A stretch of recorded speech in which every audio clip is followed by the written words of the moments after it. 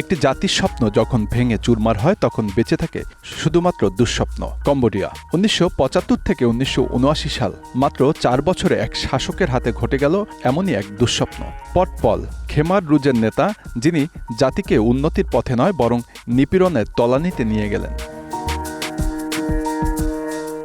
১৯৭৫ সালের ১৭ এপ্রিল খেমার রুজ কম্বোডিয়ার রাজধানী নম পেন দখল করে। সে দিনটি ছিল জাতির জন্য নতুন সূচনার প্রতিশ্রুতি, কিন্তু খুব দ্রুত তা পরিণত হয় বিভীষিকার এক অধ্যায়ে। পল পটের নেতৃত্ব খেমার রুজ কম্বোডিয়াকে আদর্শ সমাজ হিসেবে প্রতিষ্ঠিত করতে চেয়েছিল। তাদের মতে একটি কৃষিভিত্তিক স্বাবলম্বী সমাজই ছিল প্রকৃত স্বাধীনতা। শহুরে জীবন, শিক্ষিত সমাজ ও প্রযুক্তিগত উন্নতির দিকে তাদের কোনো আগ্রহ ছিল না, বরং তারা শহরবাসীদের গ্রামে পাঠিয়ে কঠোর কৃষিশ্রমে বাধ্য করেন। পল পটের শাসনামলে শিক্ষিত মানুষদের সন্দেহের চোখে দেখা হতো। চশমা পরা মানুষদের শত্রু বলে বিবেচনা করা হতো, কারণ তাদের শিক্ষিত ও বুদ্ধিজীবী বলে ধরে নেওয়া হতো।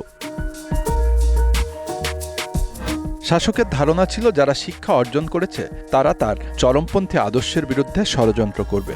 এমনকি চশমা থাকলেই তাকে শিক্ষিত বলে সন্দেহ করা হতো এবং নির্মমভাবে হত্যা করা হতো।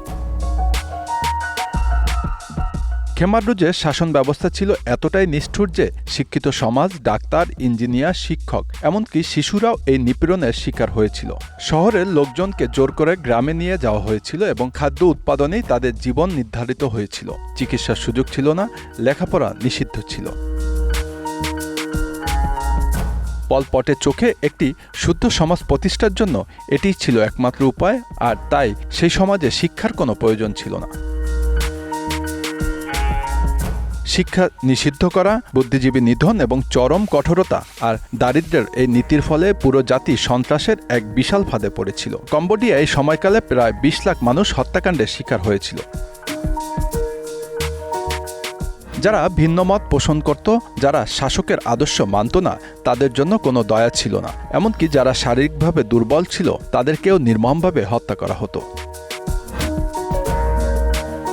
পল পটের এই নৃশংস শাসনের পেছনে ছিল একটি ভয়ানক আদর্শ। তিনি চেয়েছিলেন একটি স্বয়ংসম্পূর্ণ কৃষিভিত্তিক সমাজ। তার শাসনে শহর, কারখানা, বিদ্যালয় সবকিছুই বন্ধ করে দেওয়া হয়েছিল।